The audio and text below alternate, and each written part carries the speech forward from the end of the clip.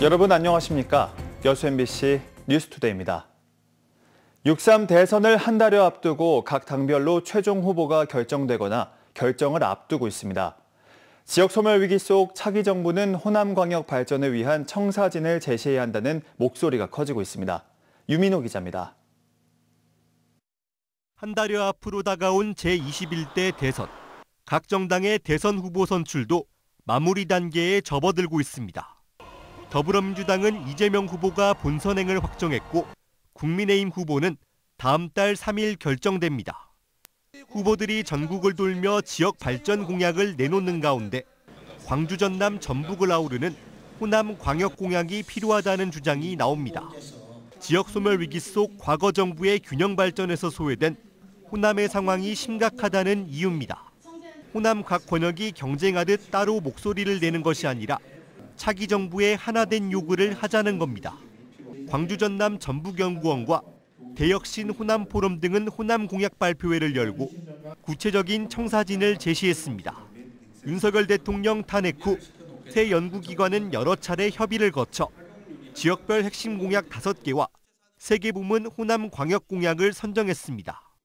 가장 먼저 경제동맹 구축에 필요한 철도와 고속도로망 건설, 또 2036년 세계 하계올림픽 전북 유치를 위한 차기 정부의 지원과 협력을 요청했습니다. 고흥, 광주, 전주, 세종 등 호남권의 내륙을 관통하는 고속도로의 건설이 시급하다, 이렇게 저희가 말씀드리고 있습니다. 지역별 공약도 제시됐는데 전남은 국립의대 설립과 석유화학 철강산업 대전환 추진을, 지역의 완결적인 의료 체계를 만들고 더 나아가서는 지방 소멸 위기 극복하기 위해서도 전라남도 국립의대의 설립은 필요하다고. 광주는 AI 모델시티와 최첨단 미래 모빌리티 신도시 조성 등이 핵심 공약으로 선정됐습니다. 글로벌 AI G3 도약을 위해서 데이터 집적 또 학습, 활용을 할 수 있는 이제 기반을 구축하는 사업입니다. 호남 공약 발표회는 다음 달 7일 전북에서 한 차례 더 열린 뒤 각 당 대선 후보에게 내용을 전달할 예정입니다. MBC 뉴스 유민호입니다. 여수시가 최근 이클레이 세계지방정부협의회와 내년 선박람회 성공 개최 COP33 유치를 위한 상호협력 업무협약을 체결했습니다. 여수시 대표단은 최근 독일 본에 있는 이클레이 세계본부를 방문해 기후위기 대응과 탄소 중립 실현을 위한 지방정부의 역할 확대와 선박람회 홍보와 지원, COP33 유치를 위한 국제협력 강화 방안 등에 대해 논의하고 협약서에 서명했다고 밝혔습니다. 여수시는 이번 협약을 통해 전 세계 125개국 2,500여 개 회원 도시를 보유한 이클레이의 네트워크를 활용해 선박람회를 국제사회에 알리고 COP33 유치를 위한 국제사회의 신뢰와 지지를 이끌어낸다는 방침입니다. 내년 여수 세계 선박람회를 앞두고 정부가 2026 선박문의 해를 공식 지정해야 한다는 제안이 나왔습니다. 전남도의회는 최무경 도의원이 대표 발의한 2026 선박문의 해 지정 촉구 건의안을 본회의에서 채택했습니다. 해당 건의안은 선박문의 해 공식 지정과 전국 섬 관광 인프라 확충, 투자 확대 등 국가 균형 발전과 섬 산업 활성화를 위한 정부의 실질적 역할을 주문하는 내용이 담겼습니다. 여수 산단의 불황이 길어지면서 산단업체 중심축인 노동자들의 생계도 흔들리고 있습니다. 노동계가 산단 위기 극복을 위해 공동행동에 나선 가운데 정부와 기업의 대응이 주목됩니다. 최황지 기자입니다. 플랜트 토목, 화학 섬유, 화물 분야 노동자들이 한자리에 모였습니다. 지역의 미래가 여수 산단에 있는데 정부와 기업만 믿고 있을 순 없다며 힘을 모으기로 한 겁니다. 이들은 일감이 줄어 당장 생계가 어려워지고 공장도 언제 구조조정을 할지 모른다며 고용 불안을 호소하고 있습니다. 구조조정 계획은 오직 기업의 오너만이 알 뿐 내일 당장이라도 직장을 잃을 수 있는 답답한 상황을 견뎌내고 있습니다. 4개 단체 조합원만 2만 8천여 명, 산별노조가 힘을 합쳐 공동대책위를 꾸린 것은 이례적인 일입니다. 이들은 여수산단의 위기를 극복하기 위해 대국민 서명운동과 국회 토론회 등을 전개하겠다고 밝혔습니다. 여수 국가산단 생산의 주인이자 당사자로서 정부와 지자체, 기업, 지역사회와 함께 위기 대응 기구에 참여하여 책임 있는 역할을 다하고자 합니다. 공대위는 또 전라남도가 주도하는 위기 대응 협의체에 노동자들도 참여할 수 있도록 요구했습니다. 이에 전남도는 공대위 몫으로 협의체 참여를 보장하고 의견도 일부 반영하기로 했습니다. 정치권도 정부의 산업 개편안에 노동계의 의견이 반영돼야 한다고 힘을 보탰습니다. 또 대부분의 근로자들이, 노동자들이 산단에서 일하고 있기 때문에 지역사회와 노동계 의견이 적극 반영이 돼야 됩니다. 그래야만이 지역사회와 함께 가는 그런 구조재편이 될 수가 있다고 생각을 합니다. 노동계 목소리가 커지자 산단 내 기업들은 유연한 사업 조정이 힘들어질 것을 우려하고 있습니다. 전라남도는 이와 관련해 노동계 참여를 허용한 건 산업위기 대응과 정보 공유를 위해서지 고용 문제를 해결하는 자리는 아니라며 여러 우려에 선을 그었습니다. 산업을 보다 더 육성시키고 발전시킬 수 있는 방법, 이 부분에 대해서 고민할 뿐이지 노동자들의 고용위기 또 고용불안 이 부분은 본질적으로 산업위기 대응 협의체가 해야 될 부분은 아니라고. 노동계와 기업, 지자체 간 미묘한 온도차 속 위기에 빠진 여수산단의 정상화를 위한 논의는 본격화하고 있습니다. 이런 가운데 공대위는 이번 대선 공약에 노동계의 의견이 반영되도록 시민 대운동을 전개하는 등 총력 투쟁을 예고했습니다. MBC 뉴스 최양지입니다.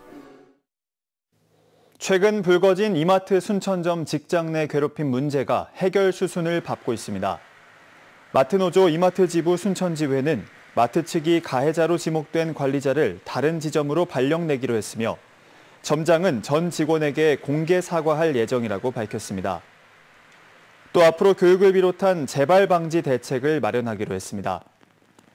이마트 순천점에서는 계산 업무 관리자가 직원에게 폭언을 하거나 문제를 제기한 직원에게 심리적 압박을 가하는 등 직장 내 괴롭힘 문제가 지속됐지만 별다른 조사나 분리 조치가 이뤄지지 않아 지역에서 논란이 커졌습니다. 고흥군 금산면 일대에 들어설 새꿈도시 조성 사업이 행정 절차 마무리 단계에 들어갔습니다. 고흥군은 정주 여건 개선과 인구 유입 촉진을 위해 금산면 석정리 총 7만 6천여 제곱미터 부지에 단독주택, 근린생활시설 조성을 추진 중입니다. 고흥군은 새꿈도시가 지역 핵심 정주 공간이 될 것이라며 상반기 행정 절차를 마무리하고 하반기 기반시설 공사를 시작할 예정이라고 설명했습니다. 아파트 공급 과잉에 따른 미분양 사태가 해소되지 않고 있습니다. 광양 지역 얘기인데요. 경기 불황과 맞물려 행정당국이 적절한 수요를 내다보지 못한 채 택지개발 인허가를 내줬던 결과입니다. 행정당국도 미분양 해소를 위한 대책을 내놓고 있지만 아직 큰 성과로 이어지지 못하고 있습니다. 김주희 기자가 보도합니다. 광양시가 주택도시 보증공사의 미분양 관리지역으로 28개월 연속 지정됐습니다. 광양시의 미분양 아파트는 중마동과 광영동 1원을 중심으로 1,200여 세대에 이르고 있습니다. 지난 2023년 대비 400여 세대, 지난해 대비 100여 세대가 줄어들었지만 지역 부동산 시장의 불안정성을 벗어나기엔 역부족인 상황입니다. 외부 투자자들의 신뢰도 하락과 신규 사업 투자 심리 위축도 우려됩니다. 지역 신규 공급 아파트들의 미분양 상황은 고금리 주택자금 대출과 원자재 가격 상승, 경기 침체 등이 원인으로 꼽히고 있습니다. 하지만 보다 근본적으로 파고들면 광양시의 수요를 예측하지 못한 택지개발 인허가 행정이 근본적인 원인이 된 것으로 지목되고 있습니다. 광양시가 10여 년 전 광양망권 중심도시 기반 조성을 명분으로 관내 7개 지구 440여만 세제곱미터 면적에 계획 인구 7만 6천여 명을 수용할 수 있는 택지개발 사업을 무리하게 추진한 게 나비 효과를 일으킨 것입니다. 미분양 세대가 지금 한 1,200세대, 거기다가 이제 그 임대까지 한다면 1,400세대가 지금 넘는 상태예요. 그것만 보더라도 인구가 유입을 할 것을 예상을 하고 했음에도 불구하고 그 수치가 안 맞는다는 것은 이 정책에 좀 착오가 있다고 봐야죠. 그 예상을 못했다는 부분도 있죠. 광양시도 현재 대책 마련에 고민이 깊습니다. 최근 광양시 인구가 점차 증가세를 보이는 데 주목하며 점진적으로 미분양 물량도 해소될 수 있을 것으로 기대하고 있습니다. 이와 함께 지속적인 공급 조절을 통해 지역 부동산 시장을 내년 안에 안정화한다는 목표를 내놓고 있습니다.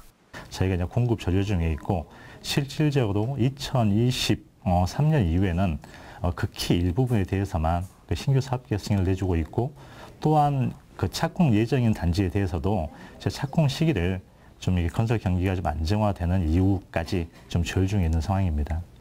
근시안적 예측으로만 추진된 인허가 지방 행정에 건설 경기 침체 상황까지 겹치면서 광양 지역 부동산 경기는 상당 기간 회복이 쉽지 않을 것으로 보입니다.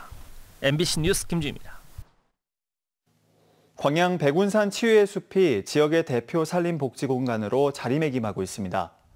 광양시는 백운산의 청정자연 환경을 기반으로 지난 2019년 개장 운영되고 있는 55헥타르 면적의 백운산 치유의 숲 이용객 수가 연간 15,000여 명에 이르는 것으로 집계되고 있다고 밝혔습니다.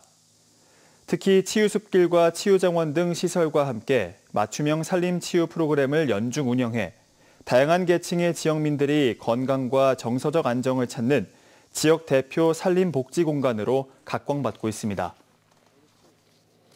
올해 1분기 전남 농수산식품 수출액이 지난해 같은 기간보다 15.4% 증가한 1억 7,916만 달러를 기록했습니다.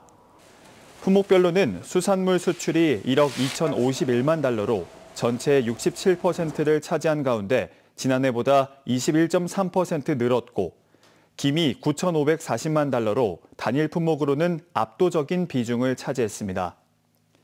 쌀과 배, 파프리카 등 신선 농산물 수출은 984만 달러로 55% 증가했고, 배와 유자음료 등은 963만 달러로 64.7% 늘었습니다.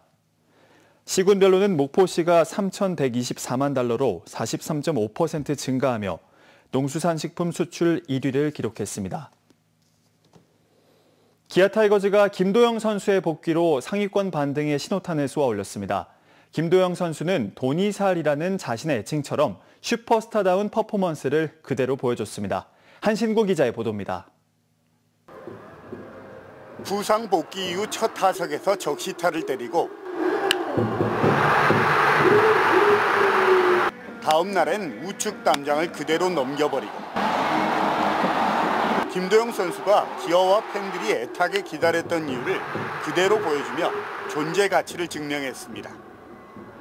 기아 타이거즈는 지난주 선두권 팀들인 삼성과 LG를 상대로 2승 3패로 부진했지만 그럭저럭 버텨는 냈습니다. 무기력했던 타선에도 슈퍼스타 김도영이 가세하면서 시즌 중반 순위 싸움에 힘이 실리게 됐습니다. 일단 부상 없이 하는 게 제일 큰 중요하다고 생각을 많이 했고, 모두가 많이 노력하고 있으니까 꾸준한 응원 보내주시면 팬분들이 원하시는 순위까지 금방 올라갈 수 있도록. 외인 투수 올러는 막강 LG 타선을 5회까지 퍼펙트로 꽁꽁 틀어막는 최고의 피칭으로 시즌 4승째를 소확하며 내일과 함께 원투 펀치의 모습을 확실하게 보여줬습니다. 팀 내 최고참 최용우 선수도 팀 승리의 디딤돌을 놓는 홈런으로 통산 400홈런에 한 개만 남겨놓는 등 올 시즌도 변함없는 활약을 보여주고 있습니다. 그렇지만 부진에 빠져있던 나성범이 종아리 부상으로 엔트리에서 빠져 완전체 타선이 또 미뤄졌고, 국내 선발 투수들의 부진이 계속되는 등 투타의 엇박자는 여전히 기아가 풀어야 할 숙제로 남아 있습니다. 기아 타이거즈는 NC 파크 팬 사망 사고로 인해 일정이 바뀌면서 이번 주 NC와 한화, 그리고 다음 주 초 키움까지 홈 9연전을 치르는데 시즌 중반 순위 싸움에 분수령이 될 전망입니다. MBC 뉴스 한신구입니다.